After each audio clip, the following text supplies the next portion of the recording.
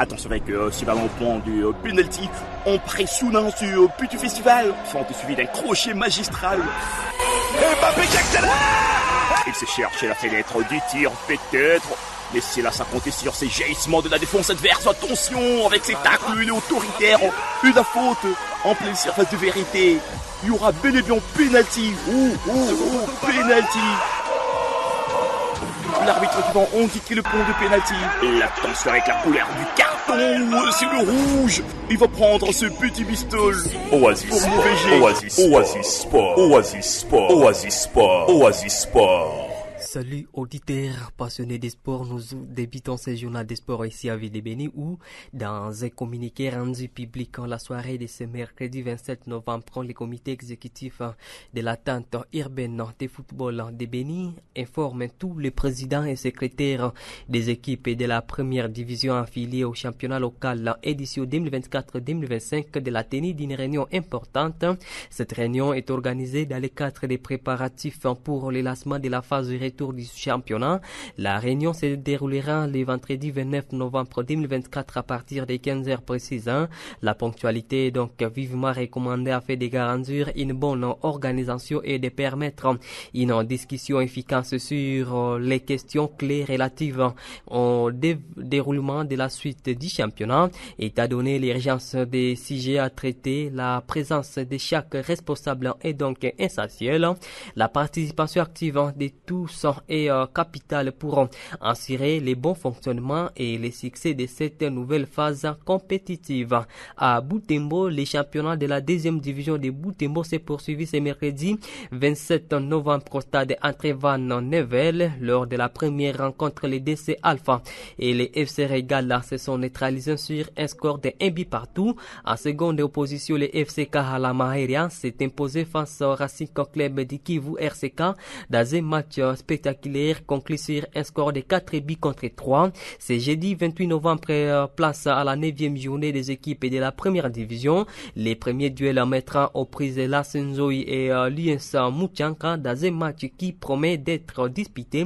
À deuxième rencontre, l'Union sportive Kitenge croisera les fers avec les FC Kalamou. Ces confrontations marqueront ainsi une étape importante dans la lutte pour le classement de la première division. Ligue D dans la zone STB, l'Athletic Club Kapako de la ville de Béni a tenu une séance d'entraînement ce mercredi 27 novembre au stade de l'unité de Goma.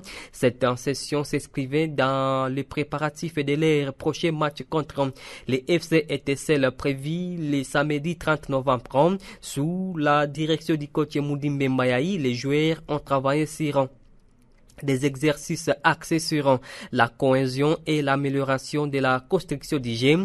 L'objectif était de renforcer les automatismes et la fluidité dans les actions collectives. À noter l'absence remarquée d'Arafat Paloukou qui n'a pas pris part à l'entraînement à raison d'une gêne musculaire, mais il pourra être présent lors de la prochaine rencontre de l'Athletic Club Kapako. On va parler de la Lina Foot Illico Cash. Les football club en Saint-Éloi Lupopo de Lubumbashi est allé se réveiller en Bojima après une chute à Kalemi. Les cheminots sont venus en bout des anges ainsi de Sankabalende 0 contre 1. C'était ce mercredi 27 novembre 2024 au stade de Kachalabonzola en marge de la 8e journée du championnat de la Ligue nationale de football Illico Cash Ligue 1 dans le groupe A. Berthe Mwaku et ses hommes s'imposent de justesse en poche 3 points et réconfortent ainsi leur première place au classement du groupe A avec désormais 21 points à 8 matchs disputés. Sankabalende a enregistre une troisième défaite d'affilée et une première dans son entrée et totalise 12 points à 9 matchs joués. Dans une autre explication du jour, dans le groupe A, les football club Blessing s'est imposé à domicile au stade Dominique Dior de Kolwezi devant le cercle sportif d'Obosco de Lubumbashi. C'était sur le score de 2 buts contre 1.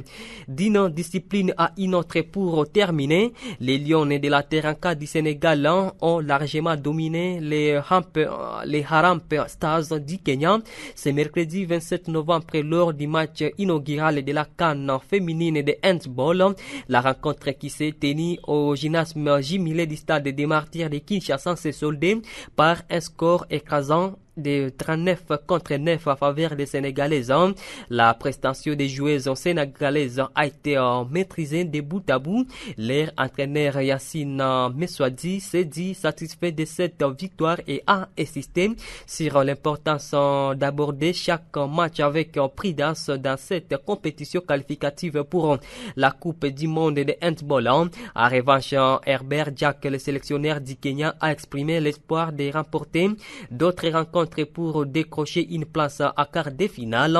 Dans les autres matchs de la journée, l'équipe d'Algérie a pris les dessus sur le Cap-Vert en s'imposant par 20 contre 16.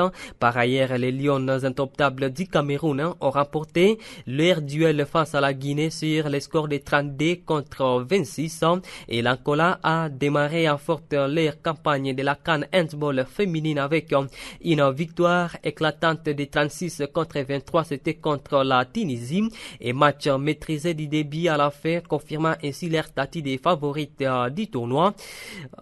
La cérémonie officielle d'ouverture de cette 26e édition de CAN handball féminin a également eu lieu, c'était ce mercredi au gymnase jumelé du stade des Martyrs. C'est la fin de ce journal des sports. Barakambakwa a été à votre service. Merci à vous de l'avoir suivi. Merci d'avoir écouté ce journal. Vous pouvez le réécouter en visitant notre site internet www.radiooasis.cd. Jeune, ton avenir est plein d'espoir. Mais une seconde de plaisir sexuel peut le gâcher à jamais. Sois sage. Sois sage. Sois sage.